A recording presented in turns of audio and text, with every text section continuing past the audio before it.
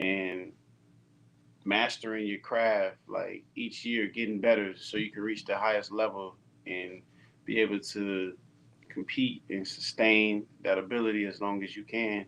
It's been a it's a hard transition. I think it's like trying to go to. I mean, I feel like it would be harder than trying to go to medical school or law school, and you know you're working your entire career to do that, to hang it up at 10 years and figure out something else to like compete or to master. It's like you're walking like a baby again, trying to figure out another skill that you can pretty much pick up while other people have been developing over years in different arenas. We've been playing a child's game for so long and became great at it. So it's a it's a hard transition. Sure. I mean, for sure. Now, I don't want to stick to the difficulty of it, but even the positives, like I would assume that there are some positives too. Not having to work out as much. You get to eat what you like to. So, what are the positives to that as well? Well, yeah, I think are you have a great foundation on your health to start off with, like as far as working out, eating habits, um, taking care of your body. You have that regimen playing football, so that those habits don't as soon as you hang up the cleats. But you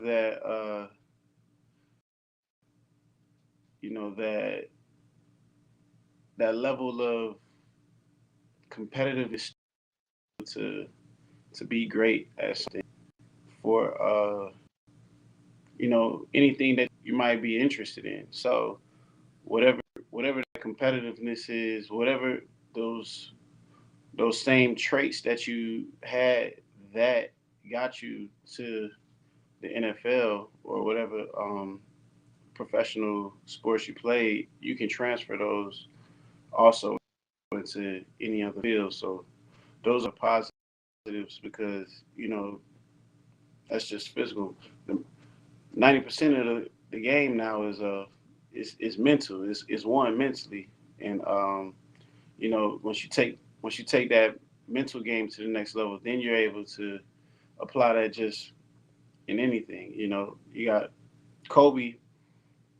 Mamba mentality can be used throughout any level, any phase of life. Just off the mindset and being great.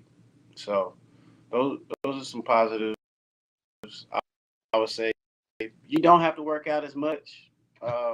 Like sometimes you can transition yourself to like, all right, I'm not, I don't have to go as hard, in the weight room or anything like that. So it is a little bit more less of a toll on the body, and you really start to realize how much you was putting your body through while you was going through that after you transition too. So it's a good feeling to kind of like relax and take ease on as much intensities with daily grind of working out and preparing yourself for a long season. Now, I mean, now, do you feel like you put your body through a lot? Do you feel like it was like, golly, I actually did this? Do you feel like you put your body through a lot? You know what? I think I have, especially once you tally up the amount of steps, the amount of reps, the amount of hits, the amount of the mental studying, the amount of injuries that you deal with, it, it's a lot, and I think you really don't realize it until like you take yourself out of that arena, and you know you once you're out of that arena, you're like, I can't believe I like was able to do that. Once you look back at it, you like Right. you kind of more impressed looking outside in than once you're actually in it, and appreciate it a lot more once you're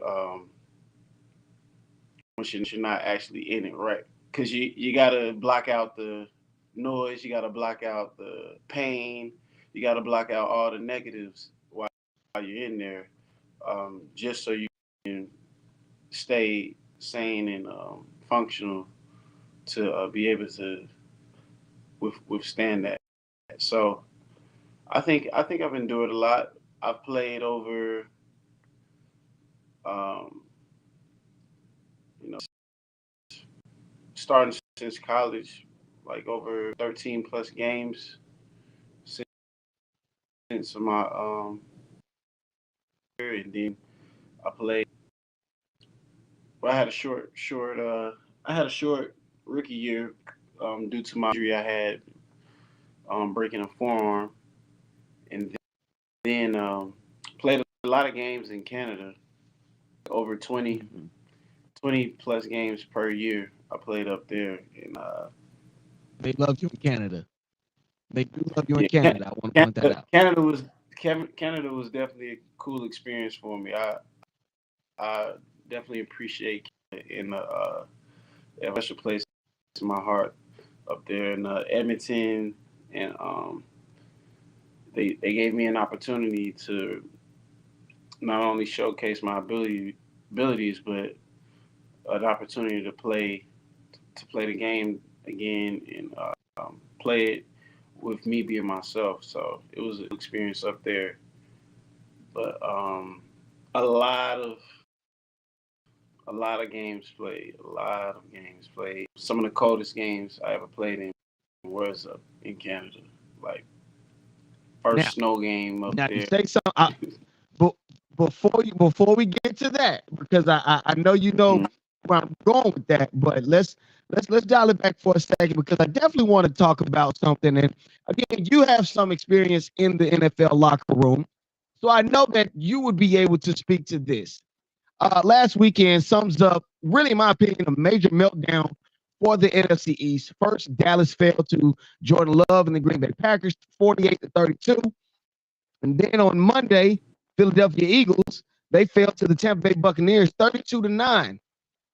And at one point, both teams earlier this year, they were looked at, or well, they were competing to maintain the number one seed, which now is held by the the San Francisco 49ers in the NFC.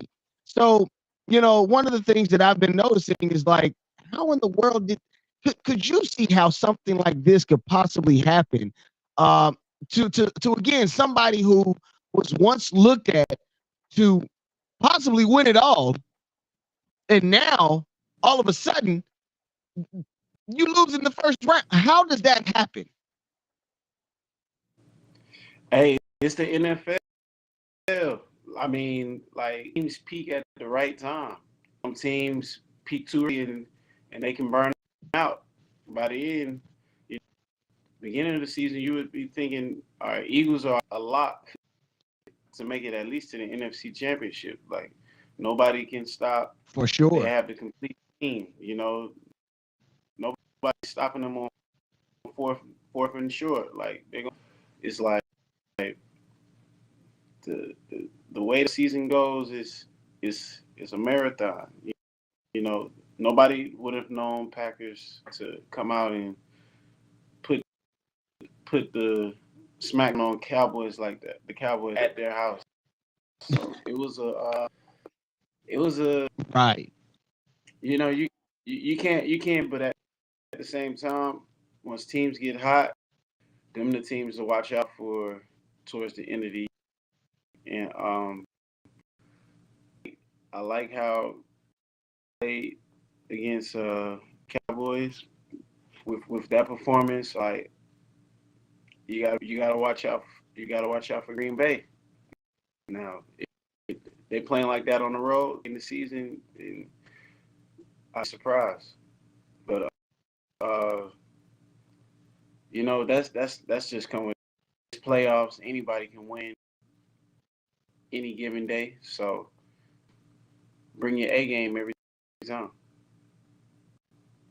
Now, between Dallas and Philadelphia, who would you say had the? 'Cause, I mean, my wife presented me with this question. She's a major Dallas fan. I'm sorry, her father is a major Dallas fan. Let me get this correct. She is a major Eagles fan. I mean, she has the jersey. She went to the game in Philadelphia versus the Cowboys, which was amazing for her. So I know that she's devoted to that team. Um, but who would you say had the more disappointing meltdown this season? Uh, it, I don't know if it matters. They both at home. I feel with the expectation of Cowboy fans every year. I, I feel like really might have had the the worst because of how well they were doing during the year. Um, Yeah. Cowboys.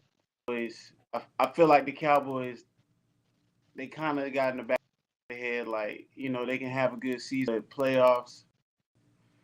We know what happens time of year. It's gonna be a matter of when, Yeah. not if they make it to Right. the Not if. to get that playoff loss. But Eagles definitely, Right. they made Right. I mean, last year. it's. They had a great season. You would have thought they would at least put an NFC championship. I mean, and my only thing with that is that though I understand where your reasoning is with that, I still put it off on the Dallas Cowboys, not because of the fans. And I want to point that out. It's not because of the fans. I know most of us, we want to blame it on the fans. We can't stand Dallas Cowboy fans. But I do believe that it does fall on the the coaching staff as well as just the team in general, simply because you have home field advantage. And not only do you have home field advantage, but you are winning at home all season. All season, you were Hmm. winning at home. You made a statement by winning at home. That was your bread and butter. And yet, not only do you lose at home, but definitively, you let a first year quarterback, he's not a rookie, but he's a first year starting quarterback, come into your home and outplay your quarterback. How do we deal with Dak Prescott going forward? Is it time to, because we know earlier in the season, the Dallas Cowboys made a push to get Trey Lance from the 49ers, who was once a first round draft pick. So now Dallas goes and gets Trey Lance, brings him in to back up Dak Prescott. I was gonna say Tony Romo, go figure. But how does that how do we go forward with Dak Prescott from here? I think Dak had a great season. I think he just needs to get over that hump. With getting the Cowboys to the big dance. Now, whether that's coaching or not, we that's to be determined to figure that out. Whether they change it and they can get there. I think Dak makes great decisions with with the with the way he played most of the season. That playoffs, I don't think that defines was this season. I think that was just games where it's just like he didn't look like himself. You know, I didn't see him play like that at all, like the whole season. So it's hard to say. he should be replaced just because of one game. I don't feel like one game can define you off of that. Even though the the amount of pressure behind it is playoffs. You got to bring your A game, and it was like he was opposite of his best at that stage. So when we talking about elite quarterbacks, though, I think you are defined by like how you play in those pressure moments, and if the Cowboys want to search or try a new quarterback, then I think that's going to prolong their process to getting the Super Bowl also, because Mm, you've been. Hold on one second. ain't no thing. I got you, my guy. But I get where he's going at, and I understand where he's coming from, simply because of the fact that, again, he's saying that he shouldn't be defined by that one game, right? And I get it, right? I get where he's going at with that, but at the same time, right? This isn't just. I don't believe that this is just the one time that we're judging him off of this. I don't think that this is the first time that we are pulling his card to a degree, right? We've had this conversation, not Kenny and I, but we've had this conversation about the quarterback position in Dallas for a few years. We can go back as far as Tony Romo. We knew that he couldn't win the big game, and he had Terrell Owens as a as a wide receiver. And so when we pulled Dak Prescott to the carpet, right? Because I understand that this year I think has probably been the best year at quarterback. I do think he still has a chance to win MVP, regardless of the first round exit. But he still possibly has an opportunity to make it to become an MVP. But when we look at the optics, right? When we just look at the eye test for some folks, right? He cannot get over the hump, for one. Big games definitely shake him for sure, or the team. But you are the leader of that team, and we see you. First of all, you're on the top team in the entire NFL. Regardless of what Cam Newton says, Dallas is still America's team for some weird ass reason.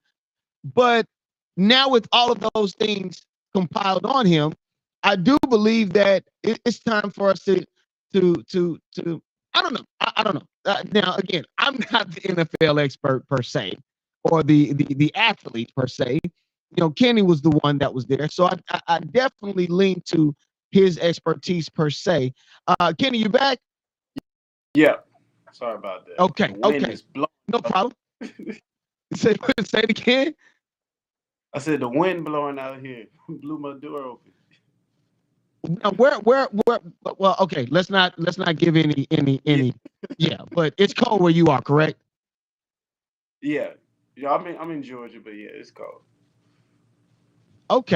Okay, okay. So now moving along really quickly, I told you earlier before the interview that I was gonna. I did. I took time to make this script. You know what I'm saying? Because normally I freestyle a lot. I'm blessed with the ability with the gift of gab. But I'm gonna float around through a couple topics here and there. Um, Hmm. but I don't know if you remember or if you were privy to this, but there was a time where Jerry Jones and Mike McCarthy were both sitting at an interview table, and Jerry Jones stated, "Drafting is not our problem, coaching is." And he looks at Mike McCarthy, laughs, and pats him on the back. Now, recently, not recently, as far as what yesterday, uh, Jerry Jones gives his vote of confidence. Not only does he reassures his coach that he will be returning, but he says, "Hey, he's coming back next year. He's going to be our coach, despite a 1-3 record in the playoffs for a fifth season. Mike McCarthy will be back as the head coach and as the head play caller for the Dallas Cowboys." And again, you said it might not necessarily come down to coaching. We shall see, but he was whooped by by the Green Bay coaching staff. Like, how does that happen? You know, he was the coach over there before, so they had it. They had it out. They had a bullseye on him too. Yeah, they might personal, Okay, okay. you know, without Aaron Rodgers. So the uh the the the thing about it, fellas, or what have you done for me lately? You know, type league. You know, and I think even if he did have a first round exit, you know, he still was able to like together a solid season to earn another chance, another round at being the head coach for the Cowboys. It's not easy to make the playoffs, and it's for sure not easy to win. You know, it's not NBA where you got a 7 game series, win 7. This is do or die every time. So a lot of things, got to go your way, and you got to be prepared for that moment. But you know, I think I think McCarthy. I think he's a good coach. I don't know if he would. I don't know if I say replace him after this season. You know, but it's 1-3 right now. That mean it was just 1-2. So now it's just next time this happens, you are like you know they might make a move after But that. he's 1-3. I mean, I I understand. I, as a viewing enthusiast, let me be as humble as I We want possibly know how.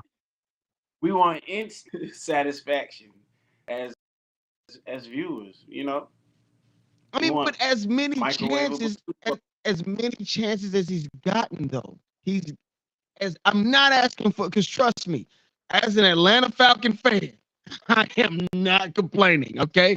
Because we have our own issue here. But I mean, just in totality, we do have to kind of look at him as like, all right, now last year you got rid of your offensive coordinator. You said I will assume the head play calling um, Bro, position. I will be the one to call the plays. He did right. I mean, he did great. I think he did great. You got a second NFC championship. You've uh, not only surpassed others' expectations of you, you've turned the season around. I want to say earlier in the season, Dallas, they have also, 12-4 record, NFC East champions. They're going into the playoffs with home field advantage.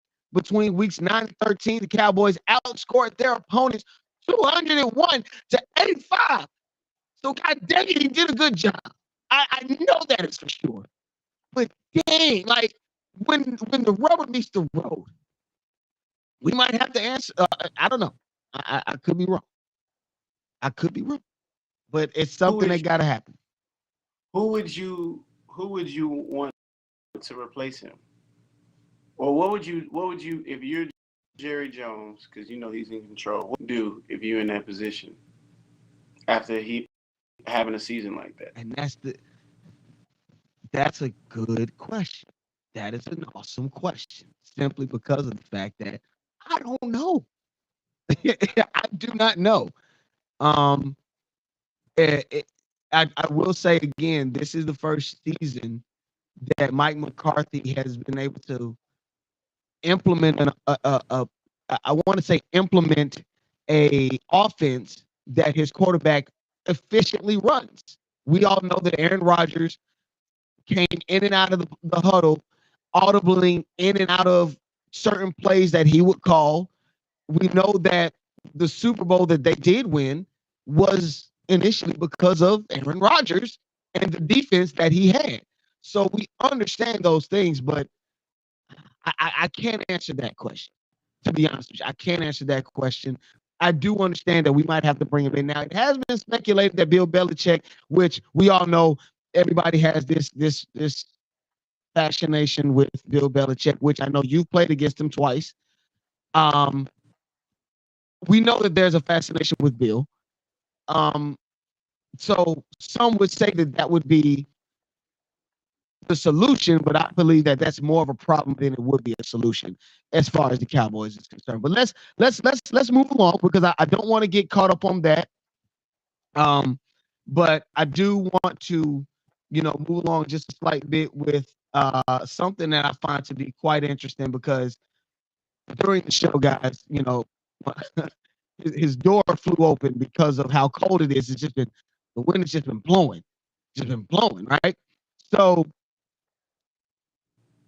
a lake effect snow warning has been placed through Thursday at 7 p.m. with 1 to 3 feet of snow expected, not in Georgia, and a possible accumulation of 4 feet with wind gusts of up to 40 miles an hour, creating snow drifts and whiteouts. And this is from NBC.com. Fortunately for the upcoming AFC Divisional Championship game versus the Chiefs, Buffalo is forecasted to have morning snow on Saturday morning with no snow, fortunately, on Sunday at 6:30 come kickoff. Kenny, you have experience playing in Buffalo. Please, please tell us not only how you adapted to that, but just how that situation worked out. Because like if I had to go to Buffalo as an undrafted free agent, I'd be like, you know what? I'll just stay undrafted today. Oh my God. They playing at what time? 6:30 What time the game? p.m. 6:30 p.m. Dang. on Sunday. Now, They said no. everything is going to clear up. It's gonna clear up. So Yeah, there'll but it's be gonna be cold. okay. Please tell me how it works because you had experience with Bills Mafia. You've played in Buffalo most of your Oh early yeah. parts of your career. Please, tell us how that works. Listen, listen. The lake effect. Once you hear that just means that the snow and it's not gonna stop. My I remember my Mm, first year lake effect, and we had the record like setting number of snow to the point we had to move our game from Buffalo. We were supposed to play from Detroit. We played. I mean, we played New York Detroit, I Jets remember. that year at their stadium because I walked outside, opened the door, and it's like 6 feet of snow outside the door. You step up, you snow, you walking on the snow, and it feel like you're just walking tall because your foot is 4 feet of snow, and you're just like walking on Mm, top of a whole bunch of snow just to get around. You get outside, your car's covered up, trucks, SUVs, everything covered up full. mm. Uh, that lake effect ain't no joke. So 3 feet is like that's actually not bad compared to what it could be. But it's worse once you're playing at Okay. night though, because now you don't have sun. It's gonna be more windy. There's nowhere to hide. Like you got the heated benches, but how long you can be on them, you know. And there's only so many people that can be on them. The heaters too, but it's it's no getting used to the cold. You just like I said endure, and you take your mind off it, you block it. But hopefully it don't snow during the game because that's another element. Once it's cold and you get wet, it just make you even more colder. Like hypothermia is real. On top of that, like you can't nothing. Right. Like your bones killing, like hurting. Your toes, you won't feel them, Mm. but they still gonna be hurting. And your hands, it affects the Wow. quarterbacks. It affects how they catch the ball. It affects tackles. The hits are a lot harder. Um, you you really is enduring, and whatever team endures the most or the best throughout those conditions will win, regardless of who's better. Mm. I'm sorry. I But gotta let it's tough. I gotta let that breathe. That's a lot. Yeah, That's a I lot to deal wouldn't. with. I I wouldn't recommend playing in the cold for nothing. It seemed nice. It seemed fun. It ain't nothing fun about playing in the cold in the snow once you out there for The the 4 hours. the coldest I've played, the coldest that I've played in would be about 40, no, 35 degrees. 40 to 35 degrees is about the coldest that I've experienced.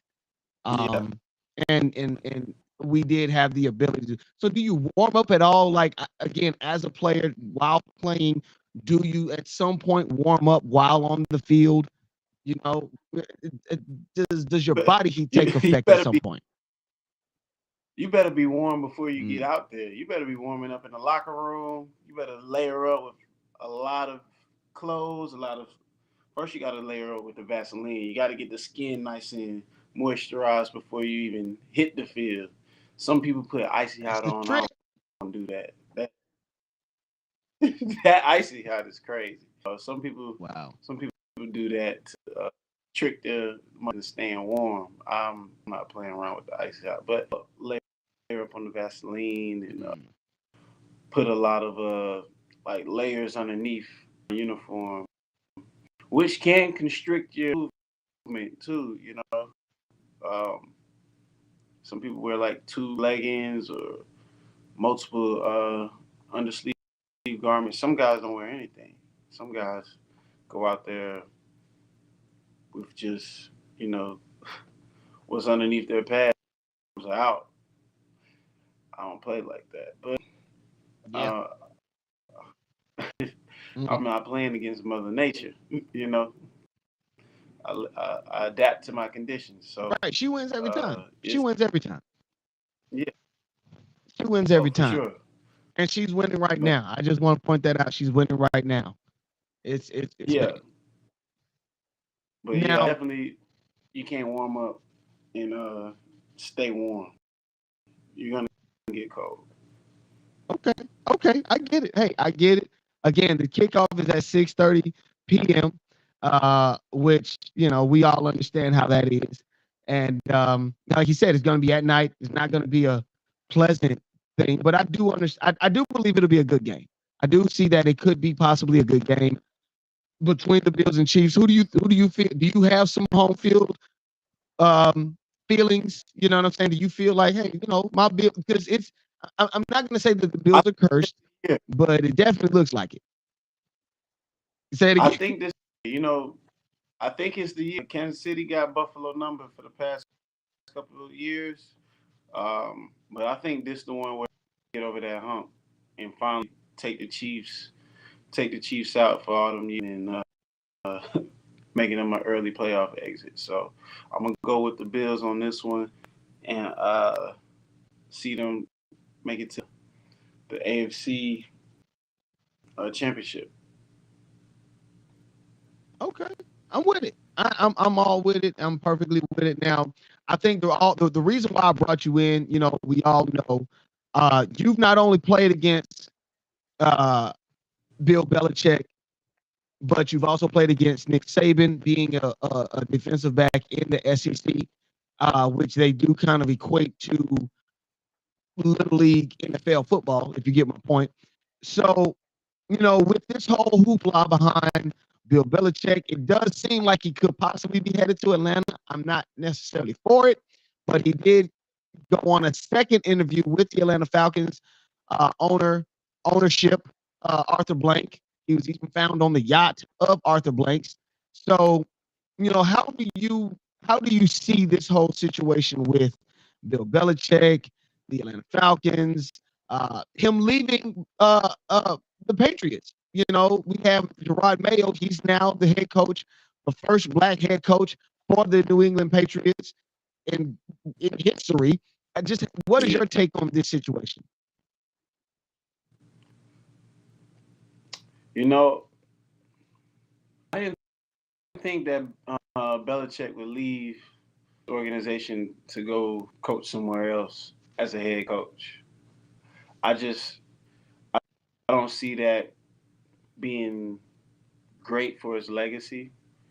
I think if he Hmm. does like stay in the game and stay close to it, kind of be like a behind the scenes role. So it's like not all the pressures on him and not like all the spotlight is on him. I feel like that he can still be close to the game without all the interviews and you know all the attention. I think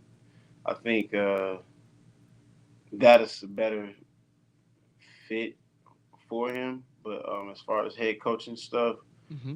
yeah, everybody's gonna be calling him. He may come, might be something to do, just because he loved the game of football, So he might haven't been through this process in a long time and just, you know what, I don't want to do this Right. as a head coach, but I'll come in and be like an advisor or consultant for the team or something like that. But I don't see him becoming a head coach anywhere. That's my take. Now, also, again, I also brought up Nick Saban because again, you've also had experience with him. He also retired at the end of this football season. Unfortunately, he fell to the Michigan Wolverines on the goal line in overtime to Jim Harbaugh, who is now possibly leaving Michigan, headed to the NFL. Just a lot of movement. But as far as Nick Saban is concerned, what are your experiences with him, even as a coach as well? One of Nick Saban, one of the greatest of all time. I think uh, the body of work he's done in the era of football, it speaks for itself, and well respected across the rooms of all coaches, you know, on all levels. I think him and Bill Belichick have that same respect in in the aspect of Mm. greatness in coaching. So I feel like one of those hard, those defensive minded coaches that are the best in his players and demands nothing but the best. He has a he seems like he has a I don't know as far as personally how he coaches. From the outside looking in, he has this standard of eliteness that is demanded, and it shows with how his players are developed and how they perform in big moments, and he makes sure that he keeps guys coming in like that. But I think the NIL kind of messed him up in the I was just gonna ask in the that. back end. I was just gonna In ask the back. that. Yeah, the NIL changed the game really for the whole offensive, not offensive, but college football landscape. So I don't think he could adapt to them times, because of his coaching style. With the with the NIL, how would the NIL, how would that have benefited you? Because again, you were in college like around the time where things were changing. People were definitely carrying the torch for college players, not only to get paid, but also to get the recognition for what they bring to the universities. And again, you played for, I want to say, a small Ivy League school. It was Ivy League esque. Vanderbilt is Yeah. looked at as one of the Ivy League schools of the South. So, again, how would NIL, the name, image, and likeness, how would that have affected you? Would it have been positive or negative? How would that have affected you? Oh, definitely would have been positive. I think, especially with, even with the transfer portal also being implemented. Mm-hmm. I think the way my after my freshman year being an All SEC freshman team safety and expected returning starter, my sophomore year, I would have I would have probably been getting interest from different teams, Mm-hmm.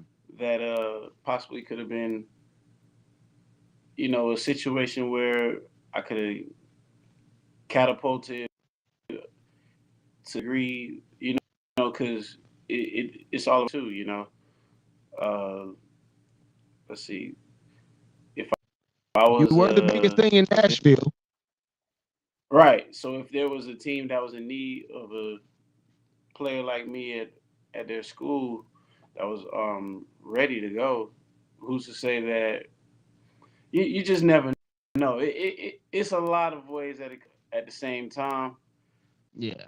Getting paid as a college athlete is it's just something that you can really take advantage of and leverage while you're a college player. And I definitely think I could have I could have definitely benefited that while playing in college and making different connections, learning different business moves and whatnot before you even get to the NFL. It's just awesome. I'm glad that these guys get the opportunity to experience that and make a name for themselves around the school they go to. But um, I definitely would have took advantage of that though, for sure. Okay. Okay. Would be chained up. He probably would have had a grill. Y'all, he probably would have had a slugged out grill. Trust me, he's from Atlanta, so I y'all definitely know what it's like. So y'all definitely. would have seen a totally different Kenny, before with that NIL money. Y'all would have seen a totally different Kenny. He was suit and tied up in Nashville at the time, but he had that NIL. He would have been something different. But anyway, but before we get out of here, because I know you're definitely a busy man, and I know I have a lot of things going on. So let's go ahead and just run down these four games that's going to be going on this weekend. Of course, last week it was the divisional round, 6 games. That now this week the number one seed will be playing against the lowest seeded teams, as well as those that did win who had home field advantage. They retained that home field advantage. So now we got the Ravens and the Texans on Saturday at 4:30. Again, uh, CJ Stroud, rookie quarterback, his head coach, a rookie head coach. This is their first time doing it. The Texans are they're 1 year removed from being the worst team in the NFL. And just like that, they've been able to not only turn it around, but impressively turn it around, beating a veteran quarterback in Joe Flacco, who replaced Deshaun Watson in Cleveland. So who do you take in that game, Kenny?